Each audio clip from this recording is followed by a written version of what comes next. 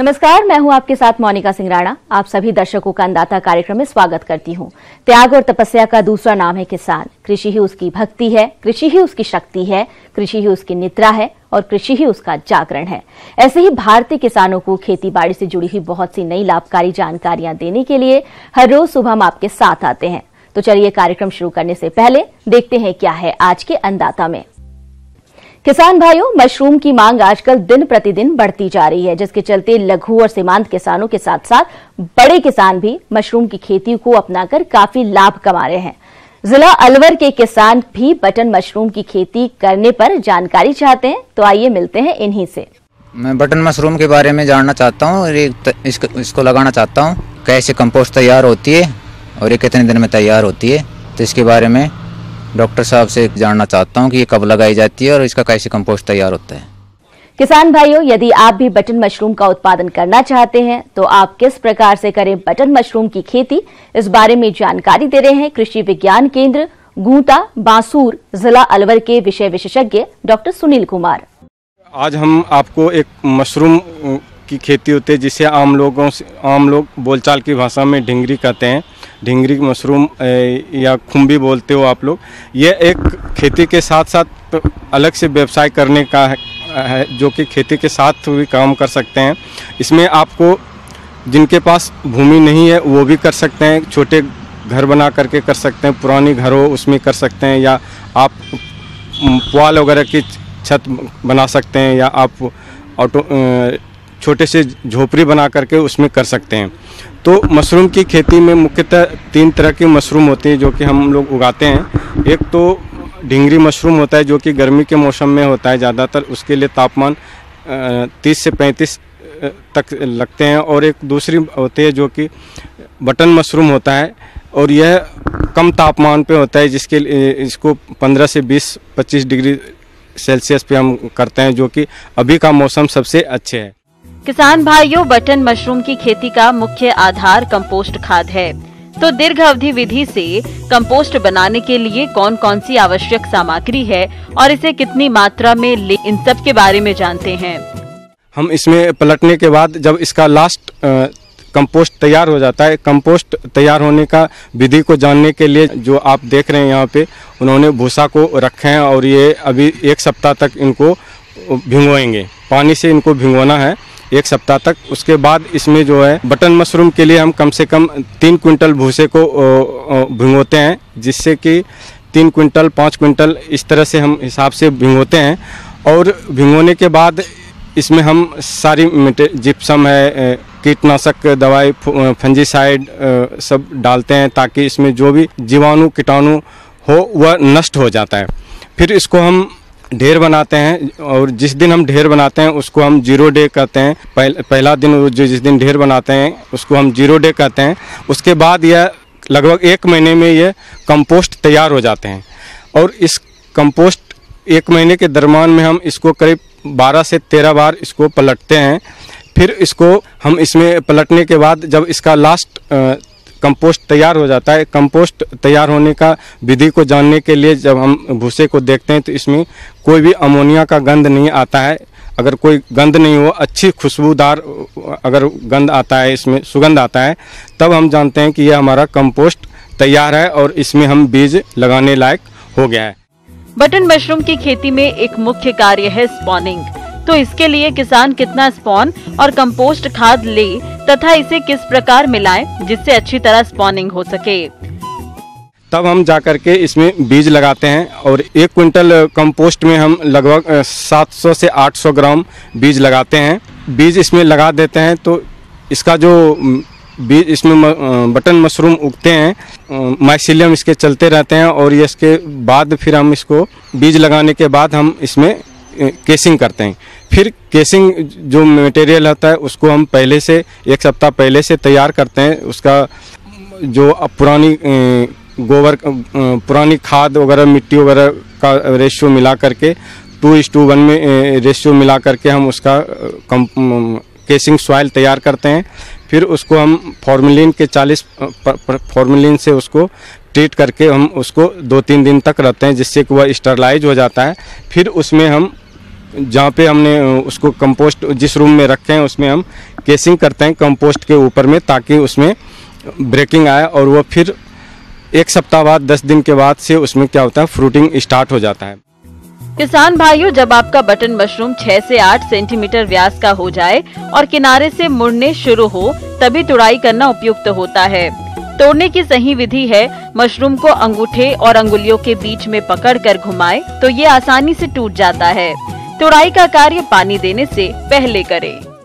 तो इस तरह से करीब 1 महीना और 40-50 दिन के अंतर्गत हम एक फ्रूटिंग लेना शुरू हो जाता है, मशरूम बनना शुरू हो जाता है। तो 35-40 दिन में हम उसका मशरूम को तुड़ाई कर सकते हैं। पहली तुड़ाई शुरू हो जाता है कंपोस्टिंग के 15 से 20 दिन बाद। हमारे देश के अनेक किसान भाई कम समय में अधिक लाभ की चाह में फूलगोभी की खेती तो कर लेते हैं, लेकिन फसल में किए जाने वाले कार्यों पर कोई विशेष ध्यान नहीं देते हैं, जिसकी वजह से उत्पादन बहुत कम मिलता है। लेकिन आज हम आपको ग्राम देवलखेड़ी, जिला भोपाल, मध्य प्रदेश के प्रगतिशील किसान राजा कुशवाहा से मिलवाने जा रहे हैं, जिन्होंने गोभी की वैज्ञानिक तकनीक से खेती करके 1 एकड़ से 70,000 रुपए की शुद्ध आय प्राप्त की है। तो आइए मिलते हैं उन्हीं से।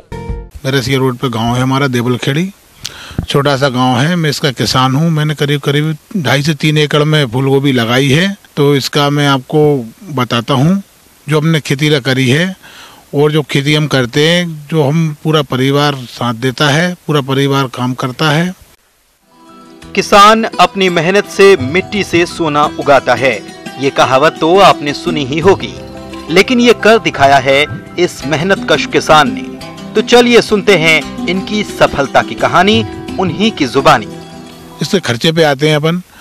बीज जो है इसका होता है 200 से 250 ग्राम लगभग हाइब्रिड में बीज होता है। ये 3,500 से 4,000 के बीच में बीज होता है जो हमने खरीदा है। इसके बाद उसकी नर्सरी तैयार करने के बाद में डीजल का भी करीब 2,000 रुपये करीब डीजल का खर्चा हो जाता है आगने जोतने में ट्रैक्टर से। फिर इसकी जो लागत होती है लगाई की लगभग 2,500 से 3,000 रुपये इसकी लागत आ जाती है लगाने में। फिर इसका दवाई का छिड़काव जो पहला होता है वो 1,000 रुपये करीब उसका छिड़काव हो जाता है। फिर गोभी की निंदाई का खर्चा आता है 3,000 रुपये के आसपास खर्चा आता है। गोभी की दूसरी निंदाई में लगभग 2,500 रुपये करीब खर्चा आता है। करीब इसका दूसरी बार की इसकी जो कीटनाशक दवाई जो डाली जाती है उसमें 1,000 रुपये करीब जो खर्चा आता है। इसके बाद में यूरिया, DAP, पोटास जो खाद अपन बाजार से खरीद के लाते हैं, जो मिला के इसका 3,200 रुपये करीब इसका ये बाजार का वो हो रहा है। इसके बाद दूसरी बार जो खाद डाला जाता है उसका खर्चा आधा हो जाता है, 1,500 से 1,600 के बीच में। पानी अपना खुद का है, लगभग इसकी 1 एकड़ का 1,200 से 1,500 के बीच में इसका खर्चा आ जाता है अपना बिजली का। इसके बाद में इसकी जो कटाई का खर्चा आता है जो 6 से 8,000 रुपये करीब खर्चा आ जाता है, जो कि अब घर वाले भी करते हैं, मजदूर भी करते हैं, थोड़ा सा खर्च कम हो जाता है। इसके बाद में ले जाने का जो खर्च है जो 10 रुपया प्रति बोरा जो लगता है मंडी के लिए, तो उसमें 500 बोरे का 5,000 रुपये करीब उसका ये खर्च हो जाता है। तो इसका ये टोटल लागत अपनी 35,000 रुपये करीब हो जाती है लगभग लागत। जैसे किसान भाइयों आप देखते हैं लगभग ये बोरे में जो गोभी आती है, जो पहली कटाई होती है उसमें 10 कुंटल गोभी करीब निकल जाती है। फिर इसके बाद में जो दूसरी कटाई होती है 8 दिन बाद 10 दिन बाद, तो उसमें अपनी 30 कुंटल के आसपास गोभी निकल जाती है। फिर तीसरी कटाई जो होती है उसमें 50 कुंटल के आसपास गोभी निकल जाती है। फिर चौथी कटाई जो होती है गोभी की 4 कटाई जो आखिरी कटाई होती है, इससे कुंटल की कटाई होती है। ये लगभग 100 से 10 कुंटल के आसपास उत्पादन निकलता है। इसके बाद में अपन जो होता है इसका बाजार रेट के भाव से 1,05,000 के आसपास लगभग हो जाता है। इसका भाई साहब अपना ये जो शुद्ध मुनाफा है इसकी लागत निकाल के 30 से 35,000 करीब लागत निकाल के यदि अपन इसका देखेंगे तो 70,000 रुपये करीब अपनी शुद्ध आय हो जाती है। तो किसान भाइयों मैं आपसे भी अनुरोध करता हूँ फूल गोभी की खेती आप भी कीजिए। किसान भाइयों, अभी आपने इस किसान की आय व्यय के बारे में जानकारी हासिल की। अब जानते हैं कि इस किसान ने फूलगोभी के फसल से इतना अच्छा उत्पादन प्राप्त करने के लिए नर्सरी तैयारी से लेकर फूलगोभी की कटाई तक के सभी कार्यों को किस तरह से किया। मैं आपको इसका बताता हूँ इसकी क्रिया कैसे करते हैं, गोभी के पौध कैसे डालते हैं। मैंने पहले भी पत्ता गोभी का आपको बताया था, मैं इसके बाद में ये फूलगोभी का ही बता रहा हूँ आपको। खेती का काम है हमारा, हम पुरखे हमारे खेती करते ही चले आ रहे हैं, हम भी खेती कर रहे हैं। तो इसका अनुभव जो है, जो हमने की है, वो आपको बताते हैं। फूल गोभी की सफल खेती के लिए इस प्रगतिशील किसान ने अपनी सूझबूझ का इस्तेमाल कर कैसे लिया इतना अच्छा उत्पादन, ये जानते हैं इन्हीं से। जैसे कि करीब करीब 1 एकड़ की जो अपन बात करते हैं, 1 एकड़ में फूल गोभी जो लगाते हैं अपन, उसका बीज करीब करीब 200 से 250 ग्राम बीज डाला जाता है। पहले इसकी एक लंबी सी क्यारी बनाते हैं, छोटी छोटी बनाने के बाद में फिर उसमें अपन बीज डालते हैं। करीब करीब 1 महीने 5 दिन या 1 महीने के आसपास रोप तैयार हो जाता है। पूरा एक सकर आते हैं। एक सकर आने के बाद में करीब करीब ये पौधे की बीज की दूरी करीब 1 फीट रहती है। 6 फीट की पाल होती है, 1 फीट पाल में जाती है, उसके बीच में जो है 1 फीट अपन उसमें लेते हैं, पाल की दूरी आती है। इसके बाद अपन जो चलते हैं, अपन 1 एकड़ में जो लगाते हैं उसमें जो पानी करते हैं उसे करीब करीब अपन को 8 से 10 घंटे 12 घंटे पहले पानी करना पड़ता है।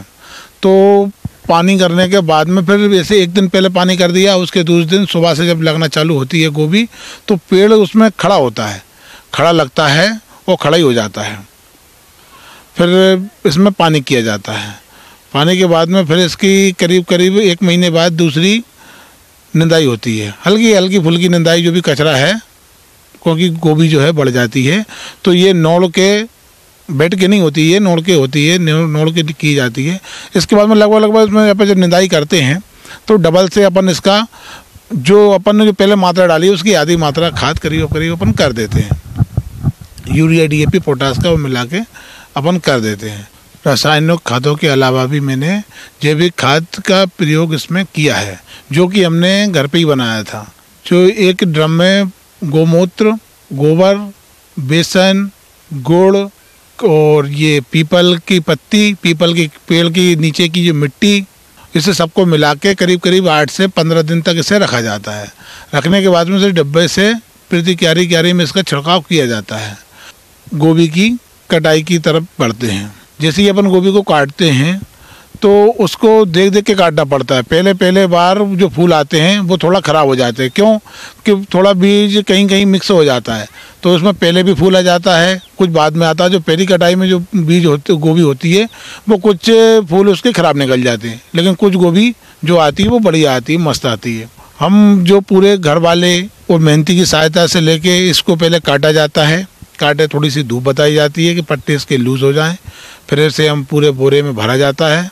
तो भरने के बाद में 2 आदमी से सिलते हैं।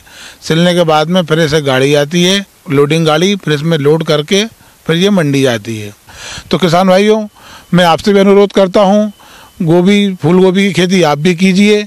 बड़ी फूल गोभी की खेती जो है बढ़िया है। किसान करता है खेती, उसे थोड़ा अच्छे तरीके से करना चाहिए। मौसम के अनुसार प्रबंधनों पर ही टिकी है आपकी खेती बाड़ी, इसलिए मौसम पूर्वानुमान और उस पर आधारित साप्ताहिक कृषि सलाह इस प्रकार है। ग्रामीण कृषि मौसम सेवा जयपुर द्वारा भेजे गए मौसम पूर्वानुमान रिपोर्ट के आधार पर किसान भाइयों को सलाह दी जाती है कि गिरते हुए तापमान के मद्देनजर किसान भाइयों को पाला पड़ने के लिए सचेत रहने की व निम्न अदानों की छिड़काव करने की सलाह दी जाती है। थायो यूरिया के 500 ppm के घोल का 15 दिन के अंतराल पर 2 बार छिड़काव करने हेतु खेत में फव्वारा से हल्की सिंचाई व शिशु फलदार पौधों एवं नर्सरी को पाले से बचाने हेतु उत्तर दिशा में सरकंडे की टाटी। गेहूं की सामान्य समय पर बोई गई फसल में गांठ बनाते समय पर तीसरी सिंचाई एवं देरी से बोए गए गेहूं में फुटान की उत्तरावस्था पर दूसरी सिंचाई तथा चने की फसल में फलियां आते समय सिंचाई देने का यह उपयुक्त समय है। मटर की फसल में फली छेदक लट का प्रकोप दिखाई देने पर मेलाथियन 50 EC 1 मिलीलीटर का प्रति लीटर पानी में घोल बनाकर छिड़काव करें। सरसों की फसल में मोएला कीट के प्रकोप पर नजर रखें। मोएला कीट का प्रकोप दिखाई देते ही कीटनाशी डाइमीथियोएट 30 EC 875 मिलीलीटर प्रति हेक्टेयर की दर से छिड़काव करें। जॉन डियर अन्नदाता हेल्पलाइन निशुल्क फोन संपर्क सेवा के माध्यम से आपके द्वारा पूछे गए प्रश्नों में से 1 या 2 महत्वपूर्ण प्रश्नों को हम अपने कार्यक्रम में शामिल करते हैं। इसी के तहत आज का चयनित प्रश्न और उसका जवाब इस प्रकार है।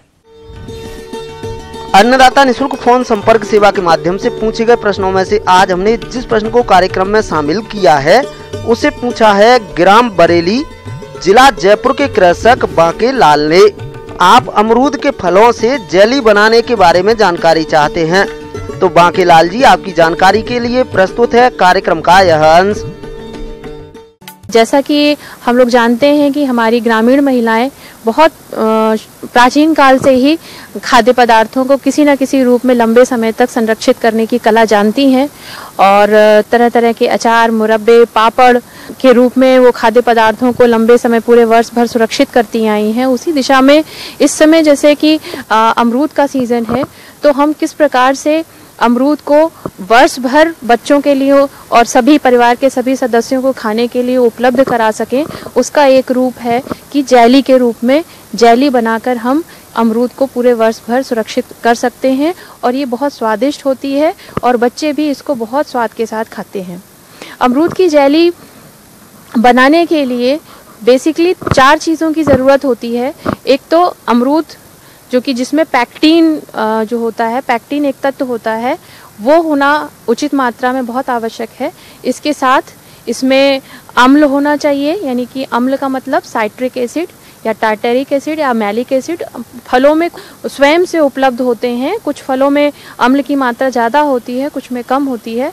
तो जेली निर्माण में हमें हमेशा ये कोशिश करनी चाहिए कि जिन फलों में पैक्टीन की और अम्ल की उपस्थिति हो उन्हीं फलों का चुनाव करें। जैसे कि अमरूद, इस समय अमरूद की बहुत उपलब्धता है और उससे हम अच्छी जेली बना सकते हैं। इसके अलावा करौदा, कच्चा आम, पपीता, बहुत सभी फलों से हम जेली बना सकते हैं। अगर उसमें पैक्टीन की मात्रा या अम्ल की मात्रा कम है तो हम उसको अलग से पैक्टीन चूर्ण या अम्ल मिलाकर उससे हम जेली निर्मित कर सकते हैं। तो जेली निर्माण में बेसिकली 3 सिद्धांत होते हैं। एक तो शक्कर की उपस्थिति, दूसरा अधिक सांद्रता, जो जल की मात्रा है होती है वो कम हो जाती है और जो विलेय ठोस होता है उसका परसेंटेज ज़्यादा बढ़ जाता है। और तीसरा, इसमें हम टेम्परेचर बहुत ज़्यादा यूज़ करते हैं, अधिक तापमान पर जो रस होता है उसको उबालते हैं। तो ये तो हमने बताया कि क्या सिद्धांत है। अब हम आगे आते हैं कि किस तरीके से हम इस जेली को बनाएं। तो जेली बनाने के लिए हमें हमेशा कोई भी चीज़, हम चाहे अचार मुरब्बा बनाएं, चाहे जेली बनाएं, उसमें हमें एकदम साफ़ सुथरे फलों का चुनाव करना चाहिए, वो कटे फटे नहीं होने चाहिए। अगर हम 5 किलो अमरूद का जो है हम बना रहे हैं जेली, तो उसमें हमें ये कोशिश करनी चाहिए कि हम जैसे 5 किलो है तो 4 किलो फल जो है पके हुए हों, आधा किलो जो है अध पके हों और आधा जो है वो हमारे ज़्यादा पके हुए हों, क्योंकि उससे उसमें मतलब जो पारदर्शक जेली जो हमें चाहिए होती है वो बनकर आती है। उसका रंग भी अच्छा होता है, उसमें सुगंध भी अच्छी आती है। तो पहले हम सारे फलों, साफ़ सुथरे फलों का चुनाव करें। और चूंकि जो पैक्टीन होता है वो बहुत पतली पतली कोशिकाओं के समीप होता है, तो हमें उसमें जेली बनाने में फलों को बहुत छोटे छोटे टुकड़े कर लेने चाहिए। छोटे छोटे टुकड़े करके फलों के, और उसको फिर पर्याप्त मात्रा में जल के साथ हमें उबालना है। अब उसको उबालेंगे तो उबालने से जो फलों के अंदर जो कोशिकाएं हैं उनमें जो पैक्टीन है वो हमारे फलों का जो रस तैयार हो रहा है उसमें आ जाता है। तो फल का रस तैयार हो जाने के बाद इस प्रक्रिया को हम 2 बार या 3 बार कर सकते हैं। एक बार में सारा पैक्टीन नहीं आता है, तो पहले हम जैसे हमने एक बार उबाल लिया, उबालने के बाद उसको नायलॉन के कपड़े से या फिर एक जेली का एक छन्नी अलग से आती है उससे छान लेंगे। उस पर दबाव नहीं दे के करते हैं, क्योंकि अगर हम दबाव से छानेंगे तो जो उसका ठोस है, फलों का जो ठोस भाग है वो भी रस में आ जाएगा, तो हमारी जेली बहुत अच्छी नहीं बनेगी, वो गंदी दिखेगी। तो उसको आराम से अपने आप से उसको छन्ने दीजिए और उसके बाद फिर जो हमारा गूदा बचता है फिर उसको दोबारा पानी डाल के फिर उसको उबालिए और उसके बाद उसको उसी प्रकार से छान के रख दीजिए। और ये जो हमारा छना हुआ रस है 2 बार 3 बार में जितना भी इकट्ठा हुआ है उसको 8-10 घंटे के लिए हम शांतपूर्वक रख देते हैं, ताकि जो भी उसकी गंदगी है या ठोस तत्व है वो नीचे चले जाए और जो ऊपर हमारा एकदम साफ सुथरा जो है रस आ जाए। फिर उस रस को हम अलग कर लेते हैं और उसमें पैक्टीन के आधार पर हम जो है चुनाव करते हैं। इसके बाद पैक्टीन को तेज आंच पर गर्म करते हैं और इसमें 250 ग्राम चीनी डालते हैं। 1 किलोग्राम अमरूद में 250 ग्राम चीनी लगती है। इसको आप चीनी के घुलने तक लगातार चलाते रहें। इसके बाद जब चीनी घुल जाए उसके बाद इसे तेज आंच पर गर्म होने के लिए छोड़ दें और बीच बीच में चलाते रहें। जब ये गाढ़ा होना शुरू हो जाए तब इसे लगातार चलाते हुए जेली बनाएंगे। जेली को चलाते हुए जब 10 मिनट हो जाए उसके बाद उसमें 1/4 कप नींबू का रस मिलाएं, क्योंकि नींबू के रस से कलर आ जाता है। अब इसे गाढ़ा होने तक गर्म करेंगे और बीच बीच में चलाते रहें, जिससे कुछ समय बाद जेली गाढ़ी हो जाती है, उसमें कलर भी आ जाता है। अब ये जानने के लिए कि जेली तैयार हो गई है कि नहीं, तो तो इसके लिए आप एक कटोरी में पानी लेंगे, उसमें 1 बूंद जेली डालें। यदि जेली बन गई होगी तो वो जमने लगेगी, फैलेगी नहीं। अब इसे आप ठंडा होने के लिए छोड़ दें। जब ये हल्की गर्म रहे तब इसे आप एक कांच के जार में भर लें। इस तरह अमरूद की जेली आप तैयार कर सकते हैं। अब आइए देखते हैं कल दिखाए जाने वाले कार्यक्रम की मुख्य झलकियां। किसान अपने स्तर पर कैसे तैयार करें बायोगैस।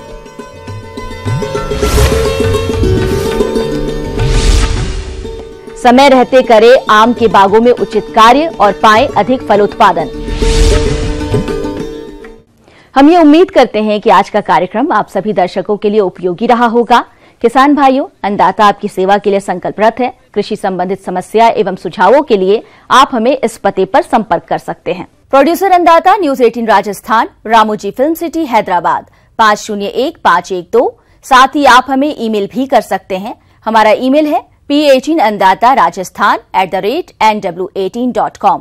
इसके अतिरिक्त आप हमें जॉन डियर निःशुल्क हेल्पलाइन नंबर 180041921555 पर सोमवार से शनिवार सुबह 10 से शाम 4 बजे के बीच संपर्क कर सकते हैं। किसान भाइयों, अब समय हो रहा है आपसे विदा लेने का, तो हमारी अन्नदाता टीम को दीजिए इजाजत। कल फिर आपसे मुलाकात होगी कृषि संबंधित कुछ और महत्वपूर्ण जानकारियों के साथ। नमस्कार।